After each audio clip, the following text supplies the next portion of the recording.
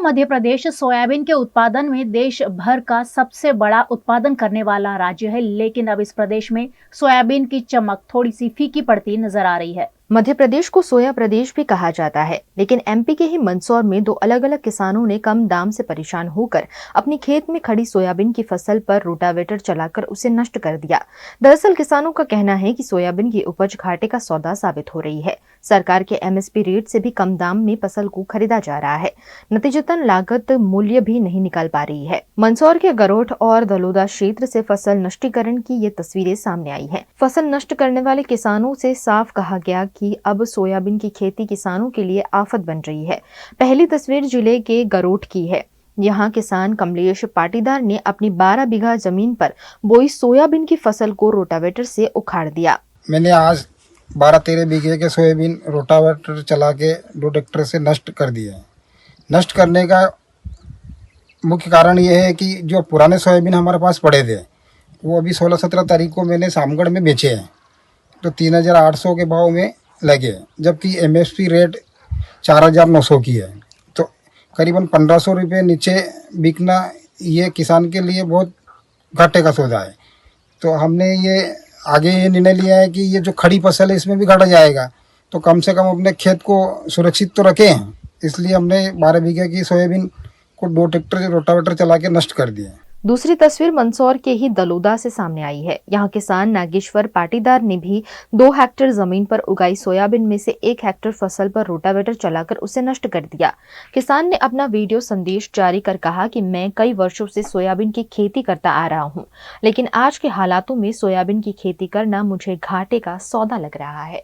मैं आज तकरीबन 5 बीघा के लगभग सोयाबीन में रोटावेटर चला के इसको हकाई करवा रहा हूँ, क्योंकि आज की जो स्थिति सोयाबीन के भाव को देखकर लग रहा है कि कहीं न कहीं ये घाटे का सौदा है, क्योंकि आज 3500 से 3800 रुपये के लगभग भाव बिक रही है। तो आने वाले समय में जब अपन सोयाबीन की कटाई करेंगे उस टाइम पर मुझे नहीं लगता कि 2500-2700 रुपये के आसपास भाव मिले। इस कारण से मैं रोटावेटर करवा के फसल को पूरी तरह से रोटावेटर करवा के आगामी फसल के लिए तैयारी करूँगा, क्योंकि सोयाबीन अभी तकरीबन 1.5 महीना और खड़ी रहेगी और उसमें पूरी तरह ज़मीन का कभी कहीं ना कहीं अपने को नुकसान ही करेगी, क्योंकि इसमें देसी खाद वगैरह भी इसमें ख़त्म करेगी कहीं ना कहीं सोयाबीन। अलग अलग योजनाओं के तहत सरकार लाखों करोड़ों रुपए का खर्चा तो करती है, लेकिन कई बार ये योजनाएं लाभार्थियों तक नहीं पहुंच पाती है। इसका एक बहुत बड़ा उदाहरण गुजरात के पाटन में सामने आया है। पाटन में सरकारी नानावती प्राथमिक स्कूल है, जहां सरस्वती साधना योजना अंतर्गत छात्राओं को दी जाती साइकिलें धूल खा रही हैं। इन साइकिलों पर स्कूल प्रवेश उत्सव 2015 का लेबल लगा है, यानी करीब 9 साल से ये साइकिल छात्रों को वितरित नहीं की गई है। जो सरकारी योजना के पैसों की बर्बादी तो है ही, लाभार्थी छात्राओं को साइकिल का लाभ भी नहीं मिल रहा है। ऐसे में इस बड़ी लापरवाही पर शहर कांग्रेस अध्यक्ष ने आपत्ति जताई है। पाटण जिल्लाની અંદર સરસ્વતી સાધના યોજના હેઠળ વિદ્યાર્થીઓને સાયકલો આપવામાં આવી નથી અને આ સાયકલો છેલ્લા 3-4 વર્ષથી કોઈક જગ્યાએ શાળાના ઓરડામાં તો કોઈક જગ્યાએ મેદાનમાં અને કોઈક જગ્યાએ ખુલ્લા જાહેર રસ્તાઓ ઉપર આ સાયકલો પડેલી નજરે પડી છે। ખરેખર આ અંધેર તંત્રની અનાવડતના લીધે વિદ્યાર્થીઓ સાયકલો વિહીન રહી ગયા છે અને વિદ્યાર્થીઓને સાયકલો મળી નહીં અને સરકારમાં ખર્ચ પડી ગયા છે। તો આ સરકાર જાગે અને આવી સાયકલો જ્યાં જ્યાં પડી છે ત્યાંથી કલેક્ટ કરી અને વિદ્યાર્થીઓને અપાવે એવી અમારી આ પાટણ શહેર કોંગ્રેસ વતી मांगनी है। भारत बंद के ऐलान के चलते आज गुजरात के कई शहर जिलों में बाजार बंद रखकर सुप्रीम कोर्ट के निर्णय का विरोध किया गया। आरक्षण मुद्दे आदिवासी समाज द्वारा दिए गए बंद के ऐलान के चलते नर्मदा के अलग अलग इलाकों में भी बाजार बंद देखने मिले। सुप्रीम कोर्ट ने अनुसूचित जाति और जनजाति को दिए गए आरक्षण में क्रीमी लेयर लागू पर राज्य सरकार को वर्गीकरण करने की स्वतंत्रता दी है। इस निर्णय का आदिवासी विरोध कर रहे हैं। ऐसे में नर्मदा जिले में बंद को समर्थन देकर मामले का विरोध किया गया। नर्मदा जिले के डेडियापाड़ा, सागवाड़ा, तिलकवाड़ा, केवड़िया समेत कई जगहों पर दुकानें बिल्कुल बंद रही। वहीं राजपीपला में भारत बंद का मिक्स असर देखा गया। यहाँ भी ज्यादातर दुकानें बंद देखी गई। कानून व्यवस्था बनाए रखने के लिए पुलिस ने चुस्त बंदोबस्त भी किया। SC ST અનામતના મુદ્દાને લઈને આજે આદિવાસી સમાજ દ્વારા ભારત બંધનું એલાન આપવામાં આવ્યું છે. આપણે હાલ નર્મદા જિલ્લાના વડુ મથક રાજપીપળા ખાતે ઊભા છે. રાજપીપળાના સફેદ ટાવર ખાતે ઊભા છે. નર્મદા જિલ્લામાં જો વિવિધ તાલુકાઓની વાત કરીએ તો દેડિયાપાડા, તિલકવાડા, ગરુડેશ્વર અને સાગબારા તાલુકાઓમાં બંધની સજ્જડ અસર જોવા મળી છે. સંપૂર્ણપણે આ તાલુકાઓમાં બંધ જોવા મળી રહ્યો છે. જ્યારે રાજપીપળા શહેરની વાત કરીએ તો આપ તસવીરોમાં જોઈ શકો છો કે બંધને મિશ્ર પ્રતિસાદ મળી રહ્યો છે. કેટલીક દુકાનો ખુલ્લી તો કેટલીક દુકાનો બંધ જોવા મળી રહી છે. ખાસ કરીને જે કાયદો અને વ્યવસ્થા જળવાય તે માટે નર્મદા પોલીસ દ્વારા ચાંપતો બંદોબસ્ત પણ ગોઠવી દેવામાં આવ્યો છે. રાજપીપળાના સફેદ ટાવર ખાતે ટાઉન પીઆઈ સહિતનો પોલીસ કાફલો ઘટના સ્થળે ઉપસ્થિત છે અને સમગ્ર નગરની અંદર કાયદો અને વ્યવસ્થા જળવાઈ રહે તેવા પ્રયાસો પણ કરાઈ રહ્યા છે. જુનેદ ખત્રી, VNM TV સાથે नर्मदा। सुप्रीम कोर्ट ने SC/ST आरक्षण पर जो निर्णय दिया है उसका देश भर में विरोध हो रहा है। आज भारत बंद का ऐलान दलित संगठनों द्वारा किया गया है, जिसके समर्थन में गुजरात के अरावली के भिलोड़ा में सुबह से ही बाजार बंद देखे गए। यहां व्यापारियों ने बंद का समर्थन दिया है। बंद के ऐलान के चलते चुस्त पुलिस बंदोबस्त भी तैनात कर दिया गया है। SC/ST संगठनों ने बंद को अपना समर्थन देते हुए सुप्रीम कोर्ट से अपना निर्णय वापस लेने की मांग की है। नामदार सुप्रीम कोर्ट द्वारा SC/ST અનામતનું વર્ગીકરણ અને ક્રિમિનલ બાબતે સમગ્ર ભારત દેશનું બંધનું એલાન આપવામાં આવ્યું છે. ત્યારે સમગ્ર સાબરકાંઠાને આદિવાસી ડુંગરી ગરાસિયા પંચ સમાજ દ્વારા દલિત સમાજ દ્વારા આજે બંધનું એલાન આપવામાં આવ્યું છે. નામદાર સુપ્રીમ કોર્ટ જો ફેર વિચારણા નહીં કરે, કેન્દ્ર સરકાર, રાજ્ય સરકાર જો અમને સહયોગ નહીં આપવામાં આવે તો આગામી 13મી સપ્ટેમ્બર વિશ્વ આદિવાસી દિવસના રોજ ગાંધીનગર ખાતે ગાંધી ચિંધ્યા માર્ગે અહિંસક આંદોલન કરવામાં આવશે. માટે આ ફેર વિચારણી કરી SC/ST સમાજને ન્યાય આપવામાં આવે એના માટે આજે ભારત બંધને એલાન આપવામાં આવ્યું છે. તમામ જાતના સમાજના આગેવાનો, તમામ નાના મોટા વેપારીઓ, તમામ લોકોએ સહયોગ આપ્યો છે, સમર્થન આપ્યું છે. માટે ફરીથી જ્યારે જરૂર પડે ત્યારે અમો SC/ST સમાજ गांधी चिंध्या आंदोलन मार्गे जई અને અમારા હક અને અધિકાર મેળવીશું। SC/ST मामले सुप्रीम कोर्ट द्वारा दिए गए निर्णय का देश भर के कई राज्यों में विरोध हो रहा है। सुप्रीम कोर्ट के SC आरक्षण में क्रीमी लेयर लागू करने की इजाजत देने के खिलाफ आज बुधवार को दलित आदिवासी संगठनों ने 14 घंटे का भारत बंद बुलाया है। National confederation of Dalit and Adivasi organisation ने इसे दलित और आदिवासियों के संवैधानिक अधिकारों के खिलाफ बताया है। बिहार में बंद का सबसे ज्यादा असर दिख रहा है। वहीं राजस्थान, मध्य प्रदेश और उत्तर प्रदेश में इसको लेकर अलर्ट है। कांग्रेस, TMC, सपा, बसपा, RJD, झामुमो समेत कई दलों ने बंद का समर्थन किया है। दरअसल सुप्रीम कोर्ट ने 1 अगस्त को कहा था कि राज्य सरकारें अब अनुसूचित जाति यानी SC के रिजर्वेशन में कोटे में कोटा दे सकेगी। कोर्ट ने अपना 20 साल पुराना फैसला पलटकर नई व्यवस्था दी थी। तब कोर्ट ने कहा था कि अनुसूचित जातियां खुद में एक समूह है, इसमें शामिल जातियों के आधार पर और बंटवारा नहीं किया जा सकता।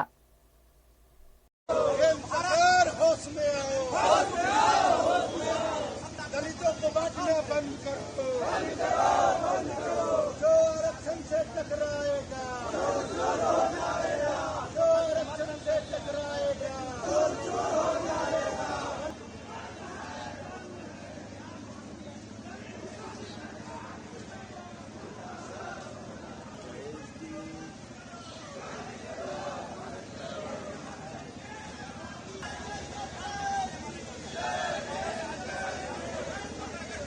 पूरा भारत बंद रहेगा, बंद रहेगा, बंद रहेगा।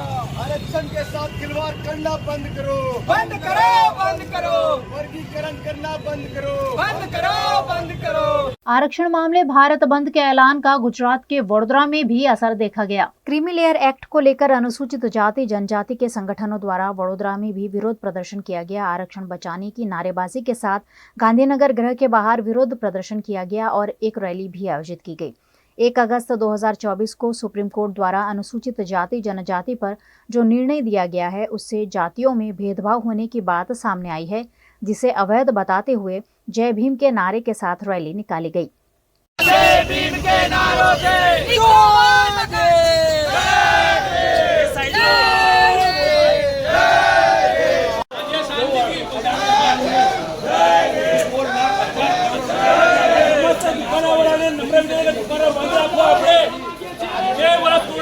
भारत बंद का ऐलान है और पूरा भारत बंद है, बड़ौदा बंद कराने निकले।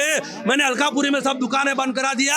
हमारे लोग यहाँ रैली निकाल रहे थे, मैंने बोला भाई भारत बंद का तो सब दुकानें बंद कराओ, सबको रिक्वेस्ट करके शांति से, और हमने करवाया दुकान बंद। और ये भाजपा का सरकार जब जब डरती है पुलिस को सुपारी देती है और पुलिस हमको डराती है। हम डरने वाले नहीं है, हम SC ST OBC के लिए लड़ने वाले हैं। और अगर ये भाजपा सरकार SC ST OBC को मानती है तो हमको 25,000 करोड़, 50,000 करोड़, 10,000 करोड़, 100 करोड़ लोन दो, तो हम भी अच्छा धंधा करें। हमारा बैकलॉग खाली हो, भरो, वो नहीं भरते बैकलॉग, और हमको डराती है, बैकलॉग भरती नहीं है। हमारे SC ST का कोटा नहीं भरती है और SC ST की नौकरियां खाली नहीं भरती है। और संविधान बदलने की बड़ा प्रधान नरेंद्र मोदी बात करते हैं। हम 1/10 को बड़ा प्रधान नरेंद्र मोदी की ऑफिस के बाहर जंतर मंतर पे, दिल्ली पे धरना पे बैठने वाले, और नरेंद्र मोदी इस्तीफा दो, राजीनामा दो, उसका ऑफिस का घिरावा करने वाले।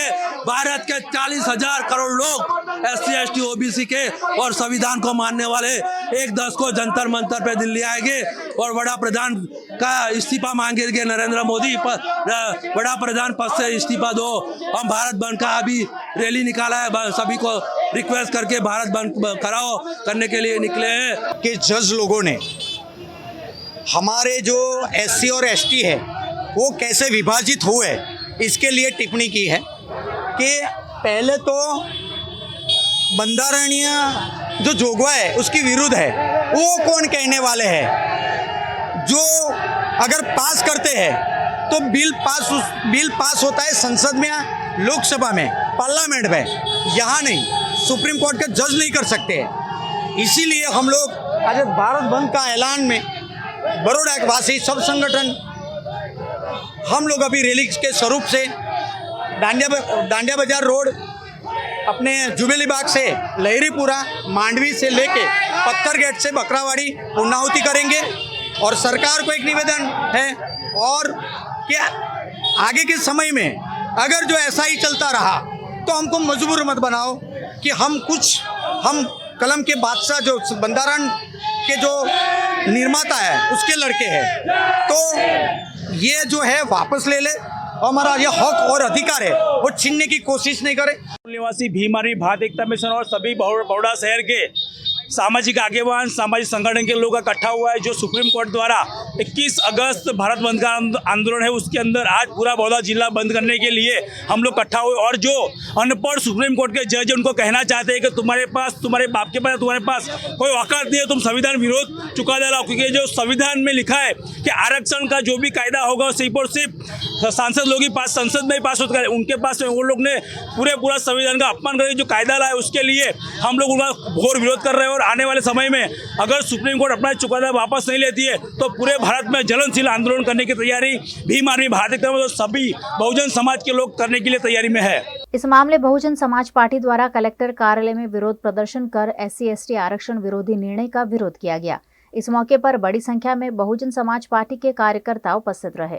आज हम 1 अगस्त 2024 को सुप्रीम कोर्ट द्वारा SC ST आरक्षण के विरोध में जो क्रिमिनल का जो मैटर है उसके विरोध में हम बहुजन समाज पार्टी के माध्यम से एक ज्ञापन देने के लिए कलेक्टर के पास आए हैं।